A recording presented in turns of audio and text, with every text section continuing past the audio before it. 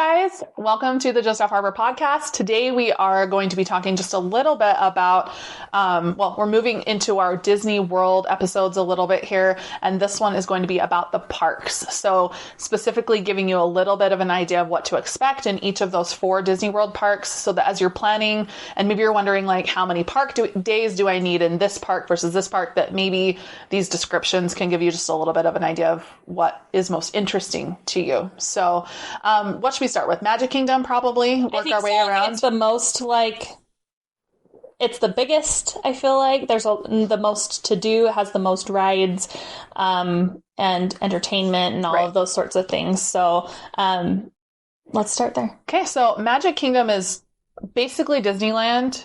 If you've been to Disneyland, but larger, and with a few extra things sprinkled in. You're going to get a few additional restaurants.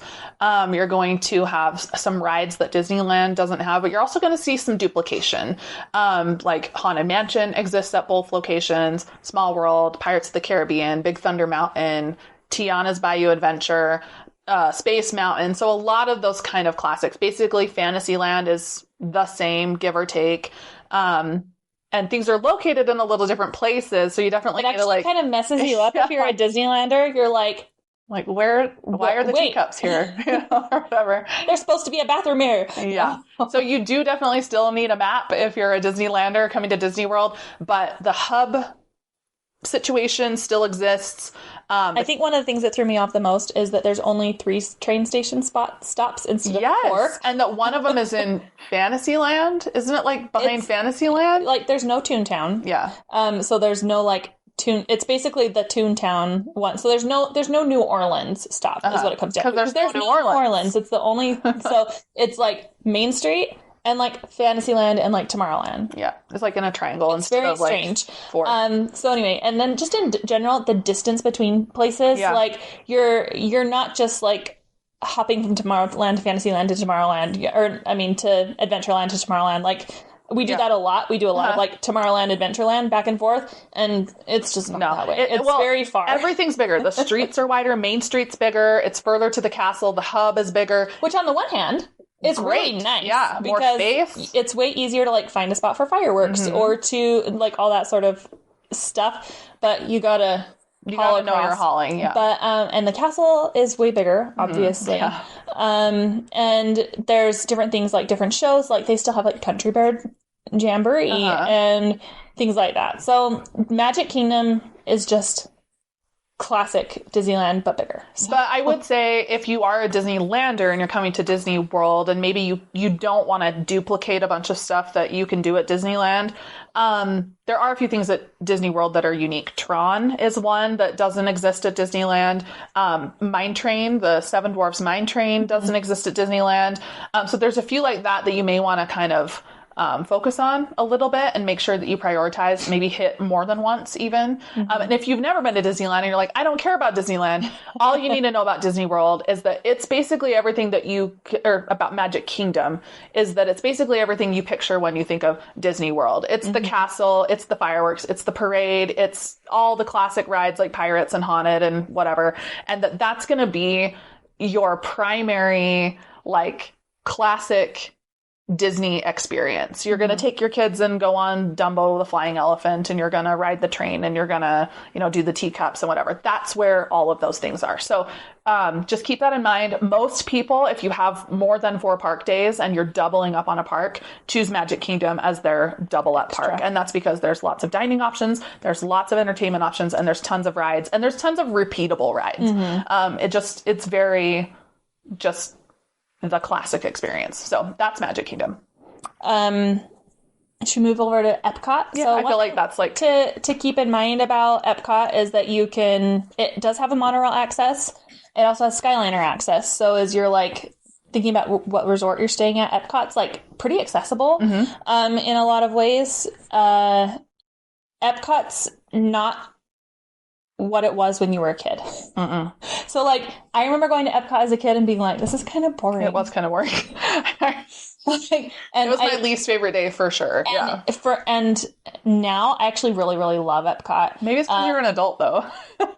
Is that what happens? It's boring for kids, but fun for adults. That's why I'm nervous, because when we go in a couple weeks, we're talking about doing 2 Epcot days, and I'm like, will my kids hate me? I don't think so. There's so much more there than when we were kids. And again, you're keeping in mind that it's a different trip. Epcot is not all the rides. Mm-mm. There's a couple rides, like you've got to hit Guardians of the Galaxy. For sure. And there's classic things like Spaceship Earth, where you go up inside of the Epcot ball. And not to be confused with Mission Space, which is the one that makes everyone sick.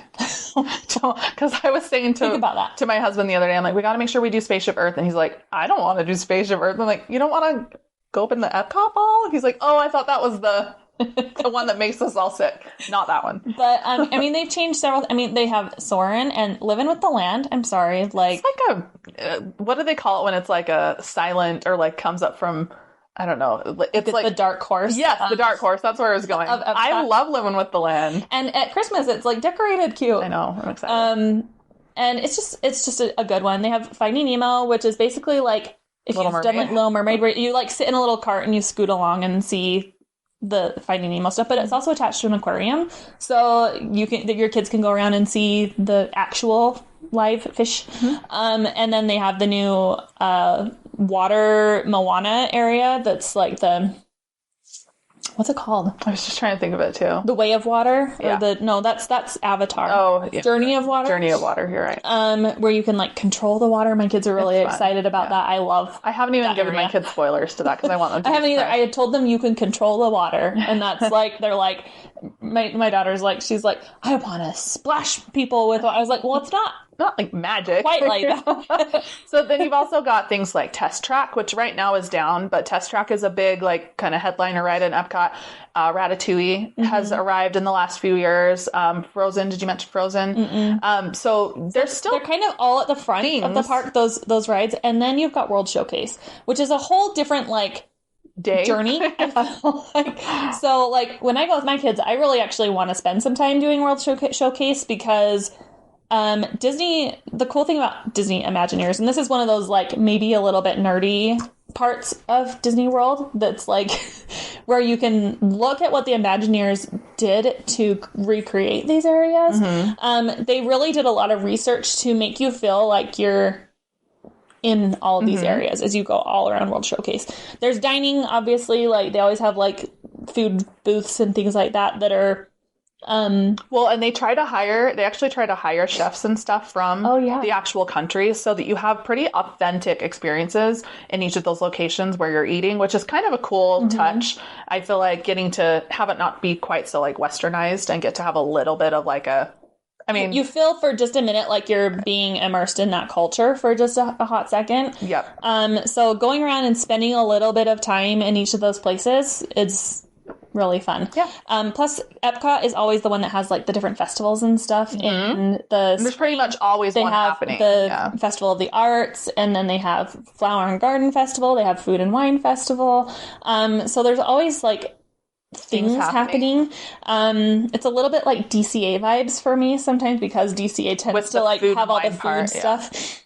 And like a little bit, they always have like the cultural celebrations and stuff in DCA. So there's also a lot of places in Epcot where you can just like stop and learn things. Like even as you come out of Spaceship Earth, for instance, there's like a whole room where it talks about different things to do with like space and stuff. And you've got like over in the aquarium, you could spend a lot of time going along and learning about the different animals and stuff. We also got Turtle Talk with Crush, which I don't think we talked about. That's also in Epcot. In Living with the Land area, there's sort of just, I guess what I'm saying is it's a little bit more of like an educational day, but they try to keep it fun. And then of course, as you're going around to all the different world, like around the world areas, there's like KidCot, which is like kid immersive activities in the various countries where they have little craft projects or little shows or little storytelling times or different things like that kind of help. Which is maybe why we thought it was dumb when we were a kid, because you feel like you're learning, but also you're not like... Epcot is not a day one.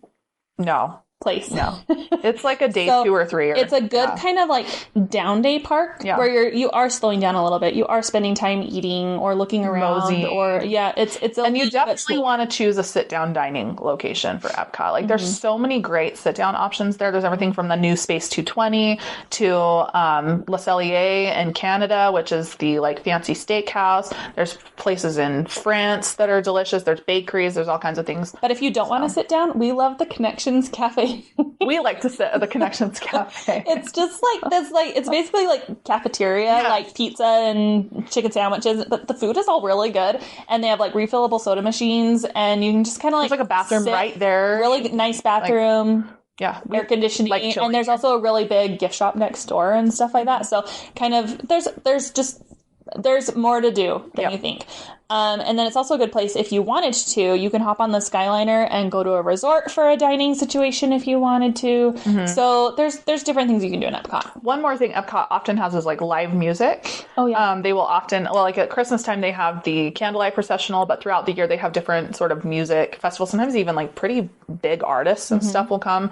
So just kind of keep an eye on the schedule. It's definitely one of those where, because Epcot is sort of an ever-changing organism, I feel like it's the least like stagnant of all the places. It changes constantly. So keep an eye on that schedule for when you're going to go and figure out what things you want to prioritize, whether that's trying food or seeing shows or, whatever, enjoying the decor. It's all going to be a little bit different in Epcot. I feel like that's kind of where they put everything that's sort of like extra. Yeah.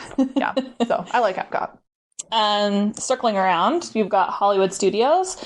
This is one of the parks that for us as Disneylanders, we feel like it's the most replicated or duplicated. Or skippable, honestly, because of that. Because they have all of Galaxy's Edge, which is exactly like Disneyland, which if you're a Star Wars fan, it's great. They have Galaxy's Edge, plus they have Star Tours. So all of that is in Hollywood Studios, all the Star Wars stuff you can think of. So if you're a Star Wars fan, it's a great place. They also have Toy Story Land, which is something they don't have anywhere else. Yeah. They do have Midway Mania, which is, again, a Disneyland ride.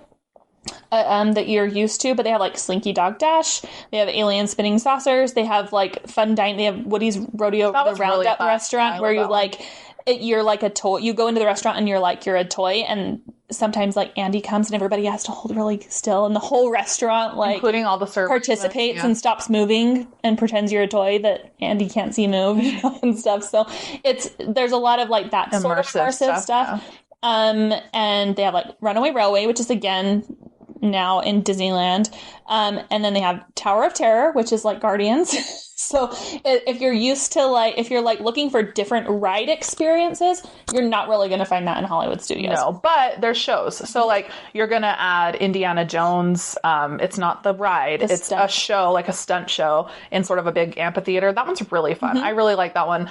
They have a Frozen Ever After sort of indoor theater show. It snows like Snopes during the show, sort of a little sing-alongy type situation. You've got Phantasmic, which plays actually in like a big amphitheater with bleachers, which is lovely. If you are a Disneylander and are used to Phantasmic, I still feel go. Like it's different enough. Yeah. And they have a whole new section that's completely different sections. And so I still would say, even if you're like, I've seen Phantasmic at Disneyland, seen this. You haven't seen it at Disney World yet. And then they also have Beauty and the Beast, which is actually sort of like a mini Broadway. Yeah, it's sort of like going to the Hyperion at Disneyland. It's like, maybe a little shorter than that. I feel it's like half an hour long or something, but it's a good production.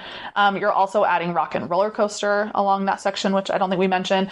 And Hollywood Studios in general is a very DCA vibe. If you've been to DCA, it's like 1920s, 1930s, like classic Hollywood. And so it's got that real vibe to it. It's great during Christmas time because they decorate it really like old fashioned Christmas. You've also got a character dining option inside Hollywood Studios. That's a fun one that people like, that Minnie's Hollywood Dine.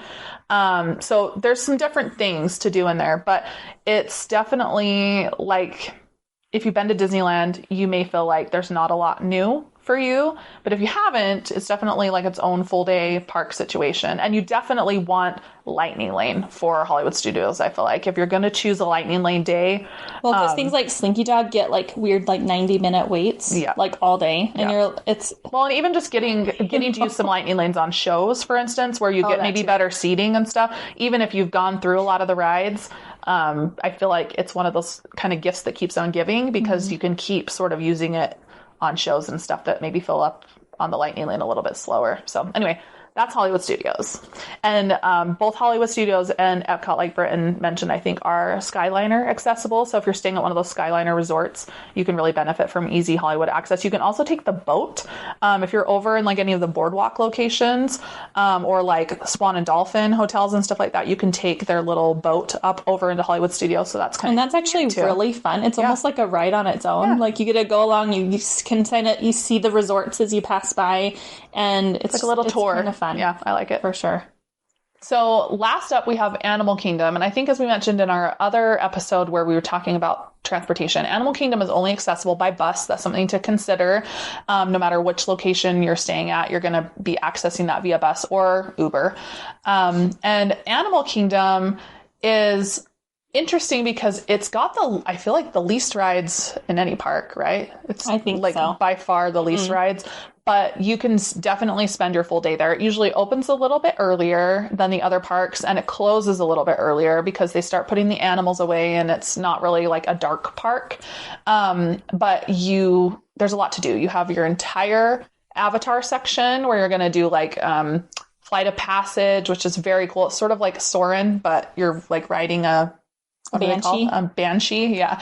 Navi River Journey, which is sort of like a boat ride through sort of situation.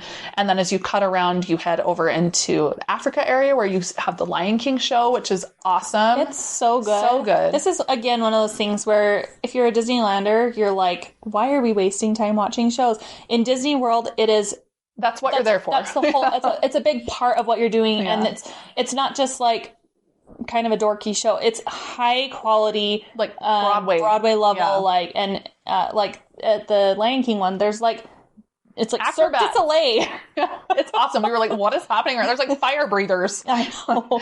So you do that, and then you move over. There's Kilimanjaro Safaris, which is a not miss. And I actually feel like if you can swing it, doing Kilimanjaro Safaris more than once on your park day is a great idea, because it's literally ever changing. Mm-hmm. It depends on where the animals are at any given moment, depending on what time of day it is. It's a great early morning one because the animals are out and more active. It's also great as it gets a little bit more toward evening, as they're sort of settling down and stopping. I feel like in the middle of the day is sort of like the worst time because they're hot and they're sort of hidden in the shade and stuff. But just consider that.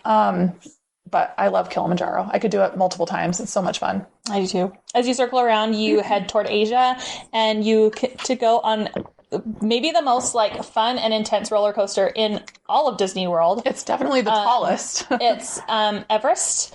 It's where you go in, and it's basically like the upgraded version of the Matterhorn, like where you go up and you see like the Yeti and stuff. But your back doesn't get all bent out of shape. No, and it's got all sorts of different little surprises within it that we're not going to spoil for you, but really fun, intense roller coaster, big roller coaster. And it's also a really great one to single rider if you have like just adults, because it goes pretty quick. There's lots of trains going, and it's a really, really fun one. Well, and when we single ridered it, when we were there in September, we ended up like one row in front of the other on one of our together, basically. On one of our rides. So definitely want to do that one. And in the center is the Tree of Life, which is like classic, like Animal Kingdom. You see that tree. They've had It's Tough to Be a Bug show in there. I know they're changing that in the next little bit to Zootopia stuff. Yeah, I actually really like that lot too. Coming to Animal Kingdom, so this is going to be a little bit ever changing for the next little bit. Especially the dinosaur area. Mm-hmm. It's still got another year, we've learned. Yep. So if you're going in this next year, you're going to expect the dinosaur ride, which is basically like Indiana Jones level, like you go along in a Jeep, but it's dinosaurs. Mm-hmm. And there's kind of a dino like more kiddie area. I think they have removed a little bit of the original dino area. Like they used to have a little dino ride that was sort of like Dumbo, but I heard that they pulled it out. Like I feel like it's gone already. So they're definitely already working to change that. They're putting in some, I think, Moana theming and also Encanto theming. So it's going to be great when it's done. But you have to expect, if you're planning a trip in the next 2 or 3 years, that you're going to be dealing with a little bit of like ever changing construction and stuff. But the other thing I wanted to mention is the Finding Nemo show. Yeah. Like I love that show. It's again about a 20-minute type situation, sort of like a miniature. You go in, you sit down in the air conditioning. Yeah, on nice like benches. Is it benches or seats? But it's like nice indoor whatever. It's sort of a puppety show you're dealing with. If you ever saw Lion King at Disneyland, when they did the little the one in the Fantasyland theater, it kind of gives that vibe to me. They've got like lots of like puppety things and stuff, and it's just pretty and fun and cheerful. And there's music. It's original music. It's not. I mean, Disney Finding Nemo is not a musical, but this is. So you'll we love a good musical. You'll enjoy it. Animal Kingdom is also a great place to spot kind of rare characters. Kevin exists over there. They always have like on the water little catamaran things of characters that go by and wave. In their little safari outfits and different things, you'll see Lion King animals and or characters and things like that. So it's just a very different park. It's a very slow paced situation. Yes. You want to like if there's a park you want to explore, like how Burton said in Epcot, you kind of want to work your way slowly through the World Showcase and really like take in the details. Animal Kingdom is that and maybe more. Everywhere you look, there's detail. The Imagineers have taken every opportunity to make things feel authentic and old and lived in, and like you move really seamlessly from one country to another. There's also several good dining locations there. You've got Yak and Yeti, which is one of my absolute favorites at Disney World. It's a sit-down dining one. I love Yak and Yeti. I can't explain why it's so delicious. It's just so delicious. But I think maybe even because when you're in the park, you're eating a lot of different kind of like chicken finger type stuff. Yeah. And this is very much like your grilled chicken and rice and veggies and like it's like your most like fulfilling meal. Yeah. They also have a character dining within the park. Why can't I think of the name all of a sudden? But it's like character or Mickey and Donald and Minnie and stuff in like explorer outfits and stuff. So that's a really fun one. I don't know why I can't think of the name of it. It's because it's a weird name. I don't know. But anyway, somebody is shouting at us. I know. I'm shouting at myself in my head. But the point is, because Animal Kingdom is a little bit like there's less offerings overall. There's less offerings on Lightning Lane, for instance. There's only a few things you can do. You can maybe choose a character dining or sit down dining there and feel like it's not eating into your day too much. So it's a great kind of, I feel like it's another kind of like Epcot, a good break day park because you're not going ride. It's a little bit more of like a just see how it goes kind of thing. A big park. I feel like your walking around doesn't feel quite so big. It's very jungly too, which means it's not like the hot sunshine. Like I felt like when we were in Hollywood Studios on one of our hot days, you could feel in Epcot, you could feel the heat like radiating from the sidewalk. Yeah. Where every time you'd pass by plants, all of a sudden there'd be like a breeze. Yeah. So Animal Kingdom, even though it's extra muggy, it's not that like shadier. Yeah. It's a little more, you feel a little like you're in the jungle. And I don't know, we really enjoy each one of the parks for different reasons. But if you're like trying to figure out like how much time does my family want to spend here or here, we can like help you through those things. Well, because a lot of that really depends on your family situation. Such a like how old your kids are party. And what your interests are, and whether or not you want to buy Lightning Lane a lot of days, or you're hoping to kind of do more with less. A lot of those things play into it. So yeah, I mean, again, I think we mentioned this, but like this is something that we are really passionate about, is giving you the trip that makes the most sense for your family dynamic.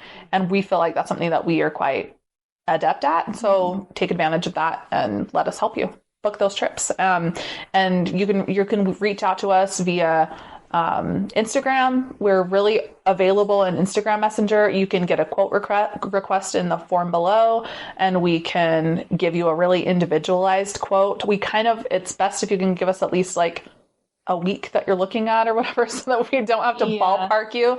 Well, but everything, because it can really vary depending on when you're wanting to go. There was something else I was going to say about. Sorry, I made you not think of it. But I was just saying, so if this information, if you find this helpful, but you feel like, well, that's a lot of information, we can help you break it down. If you say, my family loves Star Wars and they also really, really, want to do Cosmic Rewind in Epcot, we can really work with those particular things and give you really detailed information on how to make sure those things happen or whatever. Everyone's got their different priorities and we're aware of that. So I think I was going to say that Disney World, because it is such a different beast than Disneyland. Disneyland's one of those where you can book your trip out 3 months before you want to go, really. Mm-hmm. Disney World is a little bit more like a 6 months to a year situation. This is a really great time to start planning your trip for like next holiday season, for instance. Yep. Really like 6, 9, 12 months in advance, because it's typically more expensive because you are staying for more days than a Disneyland trip. And your options fill up a little bit quicker because people planned further in advance. Mm-hmm. So if you're thinking, I want to do a Disney World trip at Halloween time, let's get it booked. It's $200 down. It doesn't, you're not really committing. And if you're like, I want to change my resort, we can move things around. Right. You can add days or remove days. It's very, very flexible, but the key is like securing something, this far in advance. If like ticket deals go and your tickets are cheaper, those can all be adjusted. So just something to think about if you're like, I want to plan a trip a year from now. This is when you start planning your trip. Mm-hmm. So just keep that in mind. Well, because the thing is, like, and we've said this before in other episodes too, is when we give you a quote, the quote that we're giving you is your worst case scenario, because that's what it is today. Mm-hmm. And it could get better. It could also get worse from here if you don't book. So whatever you're securing it at, it's not going to get more expensive than that. It can only get less expensive. Mm-hmm. So if you feel like whatever that trip is the most that you feel comfortable with, if suddenly they run a hotel deal and you have a $6,000 budget and now your hotel's $5,000, maybe you want to look into moving to a deluxe resort, or maybe you're just glad you saved some money, but you have the flexibility to kind of like adjust those things. And if it's suddenly 2 months away, not only is it going to cost you more because everything's more expensive now, your pick of where you get to be is much more limited. And sometimes you're stuck either paying more than you want for something or having a resort that you're not as happy with. Even if it comes down to you're at the resort you want, but you have to pay for a premium view. Yeah. Instead of a standard view. Right. You don't care about the premium view. Right. There's things like that start to disappear. Right. Even outside Like of we always say, resort. we can't magic a room up for you, but we can always like change what you picked to something different that you want. Like it's availability shrinks, and suddenly, like Britton says, you have a premium view that you didn't care about when 6 months ago you could have paid $50 less a night and got a standard view. Mm-hmm. And so think about that. $200 down, and you can pay it all off over. Price monitor. We make sure if you paid more, you will discount it and save you more down the road. So I just wanted you to keep in mind that a Disney World trip is not something you plan 2 minutes in advance. No, you can. Yeah, did somebody? Sure. Yes, absolutely. It's possible. But if you're looking for like... I feel like you're pointing fingers at me. best deals and best, availability and all that sort of stuff. And even a chance to know how much you have to pay and save up for that. Well, and choosing to pay you could either save all that money up and pay it all off right before you travel, 30 days before, or you can set up sort of a payment situation with yourself where you say, I'm putting $1,000 a month down for the next 6 months or whatever, and getting it all paid off, or however you need to do it. The other thing to consider is, as you're sort of planning things out, is there's things like after dark parties. There's Mickey's Christmas party. There's the Halloween party. There's other events that are going on throughout the year. There's also things you can consider adding, like dining packages and stuff like that. And so there's lots of pieces that sometimes take some time to sort of mull over and math out and decide how you feel and fill out your budget.